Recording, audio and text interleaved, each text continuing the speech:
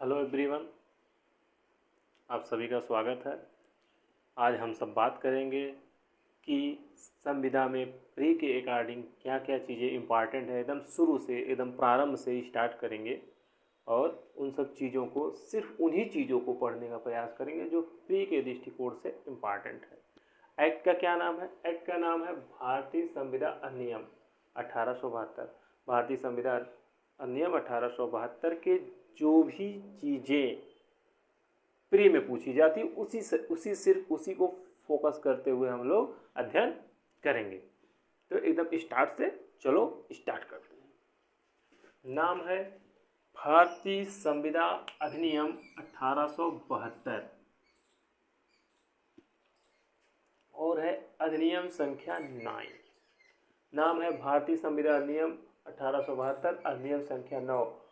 हमको याद रखना है कि भारतीय संविदा अधिनियम 1872 अधिनियम संख्या कितना है? 9 है। यह याद होना चाहिए, पूछा जाता है, यह प्री में पूछा जाता है। याद करने का थोड़ा सा तरीका क्या है कि इसके बारे में थोड़ा सा हम अगर जान लें, थोड़ा सा डिटेलिंग जान ले तो याद होने की संभावना ज़्यादा रहती है। तो थोड़ा सा इसके बारे में डिटेल जानने का प्रयास करते हैं। किसके बारे में? कि अधिनियम संख्या के बारे में जानने का प्रयास करते हैं कि अधिनियम संख्या होता कैसे, कब किसको किस हिसाब से अधिनियम कहा जाता है। कोई भी कानून जब बनता है तो उसकी कुछ न कुछ प्रक्रिया होती है, उस प्रक्रिया से होकर वह कानून बनता है। जैसे वर्तमान समय में प्रक्रिया क्या है कि अगर केंद्र में कोई कानून बन रहा है, सेंट्रल गवर्नमेंट कोई कानून अगर बना रही है तो कैसे बनाती है? पहले वह जो है अपर हाउस या लोअर हाउस में जाएगी। उसके बाद जिस भी हाउस में जाएगी उससे पास होगी, फिर उसके बाद दूसरे हाउस में जाएगी। दूसरे हाउस में जाने के बाद राष्ट्रपति का सिग्नेचर होगा। कहने का मतलब कोई भी विधेयक सबसे पहले या तो लोकसभा में पास होगा, फिर राज्यसभा में पास होगा। पास कैसे होगा? जब पारित होगा, यानी सबसे पहले किसी न किसी सभा में, लोकसभा या राज्यसभा में पेश किया जाएगा। जब लोकसभा में पेश हो गया तो फिर जब वहाँ से पास हो गया फिर राज्यसभा में जाएगा, राज्यसभा में पेश होगा, वहाँ से पास हो जाएगा, फिर उस पर राष्ट्रपति अपना सिग्नेचर जब कर देगा तो वो क्या बन जाएगा? अधिनियम बन जाएगा। तो वो अधिनियम संख्या किस हिसाब से वो अधिनियम संख्या 9 हो जाता है? क्या कि राष्ट्रपति ने जिस वर्ष जिस अधिनियम पर सिग्नेचर किया उस हिसाब से अधिनियम संख्या बनेगा कि दूसरे हिसाब से बनेगा? जैसे कि यह जो है अधिनियम संख्या 9 है, तो क्या इसका मतलब इसके पहले राष्ट्रपति उस समय राष्ट्रपति नहीं करता था, गवर्नर करता था। तो क्या गवर्नर ने इसके पहले 8 अधिनियम पर सिग्नेचर कर दिया था? प्रश्न ये उठता है कि ऐसी बातें नहीं थी, कुछ और बातें थी। हाँ जी हाँ, ऐसी बातें नहीं थी कि इस पर जो है 9वें नंबर पर गवर्नर ने सिग्नेचर किया था, कुछ और बात थी। क्या बात थी? इसको थोड़ा सा समझने का प्रयास करते हैं। जब कोई भी अधिनियम एक्ट जो बनता है, शुरुआती प्रक्रिया विधेयक होता है। विधेयक जब किसी भी सदन में जाता है, जिस भी सदन में जाता है उस सदन में उसका नंबरिंग पड़ता है। जैसे मान लीजिए 2022 चल रहा है, 2022 में जो भी सदन में पहली बार विधेयक पेश होगा वो अधिनियम संख्या 1 कहलाएगा। उसके बाद जो दूसरा जाएगा अधिनियम संख्या 2 कहलाएगा, तीसरा अधिनियम संख्या 3 कहलाएगा। संभावना है कि अधिनियम संख्या 1 अभी तक जिस सदन में पेश किया गया उसी में है, लेकिन अधिनियम संख्या 9, 8 कोई भी जो है वह दोनों सदन से पेश होकर और राष्ट्रपति का सिग्नेचर हो गया। यानी कहने का मतलब जिस भी विधेयक नंबर पर राष्ट्रपति सिग्नेचर करता हुआ अधिनियम बन जाता है। यह संभावना है कि वह विधेयक जो है जो अभी जिस पर राष्ट्रपति ने सिग्नेचर किया उसके पहले का विधेयक पर अभी राष्ट्रपति ने सिग्नेचर न किया हो, क्योंकि वह अभी तक उस पर पास नहीं हुआ। ये भी संभव है कि वह पास ही न हो। जो विधेयक संख्या 1 था, 2 था या 3 था या 5 था, कोई भी या कई भी क्या हो सकते नहीं पास हुए। ठीक है, यानी ओवरऑल ये हुआ कि उस साल यह विधेयक संख्या 9 था 1872 में। किस साल? 1872 में विधेयक संख्या 9 था। वह दोनों सदन से या फिर जो उस समय जो भी प्रक्रिया थी अंग्रेज के समय वहाँ से पास हुई, फिर गवर्नर ने उस पर सिग्नेचर कर दिया। यह क्या बन गया? अधिनियम संख्या 9 हो गया। ठीक है, अधिनियम संख्या किस हिसाब से होता है? विधेयक संख्या ही अधिनियम संख्या हो जाता है जब उस पर गवर्नर या राष्ट्रपति सिग्नेचर कर देता है। ठीक, तो अधिनियम संख्या ये 9 हो गया। इसको याद करने का एक तरीका और है। अधिनियम संख्या 9, जैसे इसकी संख्या देखिए 7 है प्लस 2 है, यानी 7 + 2 = 9, यानी लास्ट 1872 है तो 7 + 2 = 9, अधिनियम संख्या 9। ठीक, तो ये याद कर लीजिए, काफ़ी इंपॉर्टेंट है। किसी भी एक्ट का अधिनियम संख्या जरूर याद रखिए क्योंकि वह प्री में पूछा जाता है। अब आते हैं, जब बेयर एक्ट हम लोग देखते हैं तो बेयर एक्ट में ऐसे अधिनियम संख्या ऐसे लिखा हुआ 9 लिखा हुआ, उसके बाद जब आएंगे नीचे तो देखेंगे ऐसे डेट दी रहती है। किसी भी बेयर एक्ट के शुरुआत में देखेंगे ऐसा डेट दिया रहता है। ये डेट कौन सा होता है? जो राइट साइड होता है। ये डेट जो होती है यह वह डेट होता है जिस डेट को राष्ट्रपति विधेयक पर क्या करता है? साइन करता है, सिग्नेचर करता है, सिग्नेचर करता है, वही डेट यह रहता है। अगर गवर्नर है तो गवर्नर जिस डेट को करता है, तो इस 25 अप्रैल को क्या था? गवर्नर था। गवर्नर ने 25 अप्रैल को भारतीय संविधान अधिनियम 1872 पर सिग्नेचर किया था। इस वजह से यह डेट क्या है?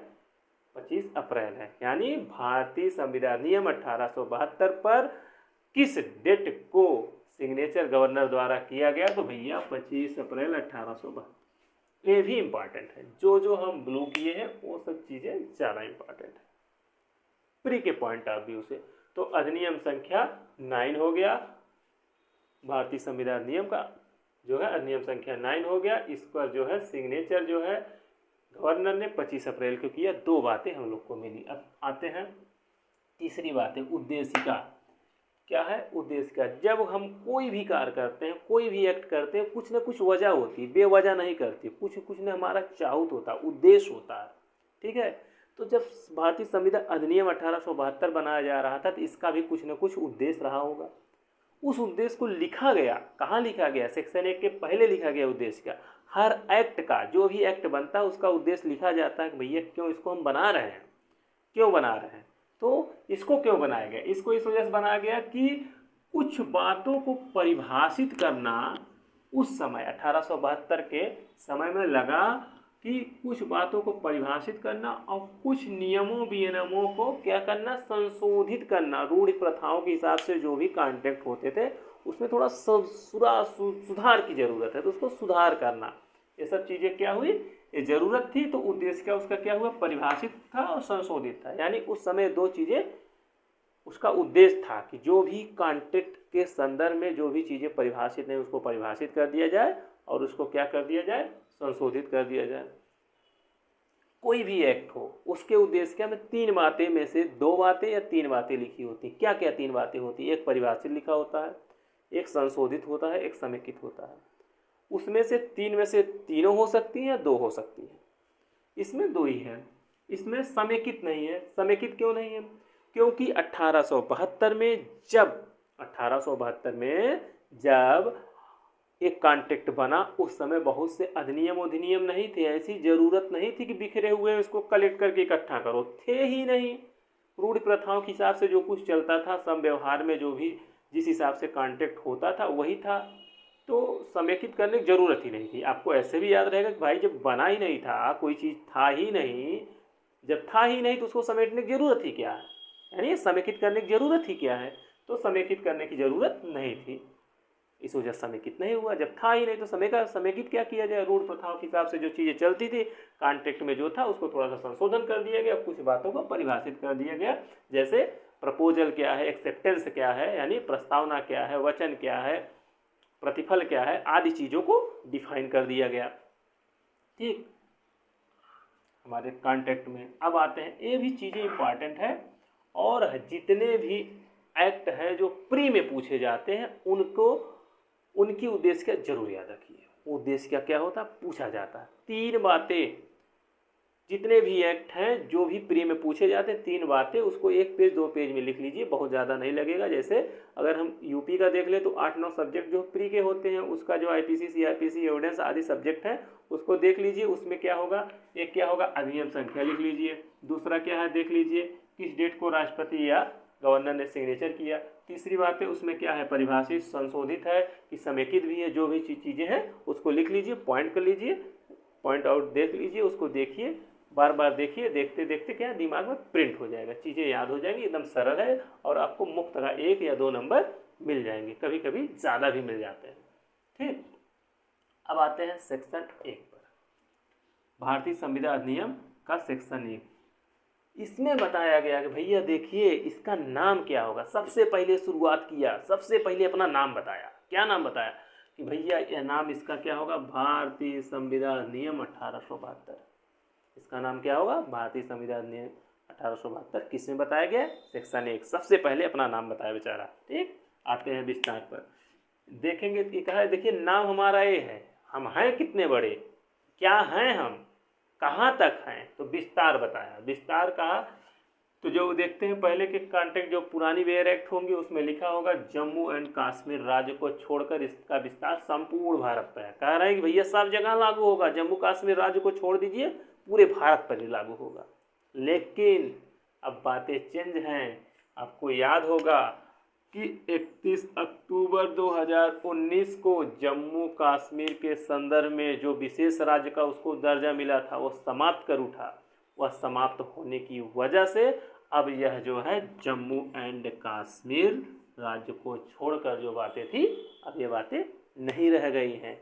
जहाँ जहाँ बातें लिखी हैं, जिस जिस भी एक्ट में लिखा है जम्मू कश्मीर राज्य को छोड़कर, वहाँ पर 31 अक्टूबर 2019 याद कर लीजिए, उस डेट से क्या है, जम्मू एंड कश्मीर नहीं रह गया। जितने भी प्री के क्वेश्चन हैं। ठीक, आगे आते हैं, और क्या है, प्रारंभ इसका कब से हुआ, प्रारंभ। तो भैया प्रारंभ मतलब किस डेट से इस एक्ट एक्शन में आ गया, तो उसमें लिखा गया है 1872 के सितंबर के प्रथम दिन से सितम ढहाएगा। ठीक है, 1872 के सितंबर के प्रथम दिन। सितंबर कौन सा महीना, जुलाई 7वां होता है, अगस्त 8वां होता है, अगस्त के बाद सितंबर क्या होता है, 9वां महीना होता है। ठीक है, ये 9वें महीने के प्रथम दिन सितम ढहाएगा। ध्यान दीजिएगा यहाँ भी हमने 9 लिखा है। ठीक, तो यह लागू हुआ 9वें महीना में, अधिनियम संख्या 9, और भारतीय संविधान अधिनियम 1872 में जो लास्ट संख्या 7+2, ये भी जोड़ेंगे 9। 3 चीज़ें इससे जुड़ी हैं, 9 9 9, याद कर लीजिए, ये तीनों बातें 9 से जुड़ी हैं। ठीक, थैंक यू। आशा करता हूँ आप लोग को चीज़ें प्री के दृष्टिकोण से क्लियर हुई होंगी। जय हिंद।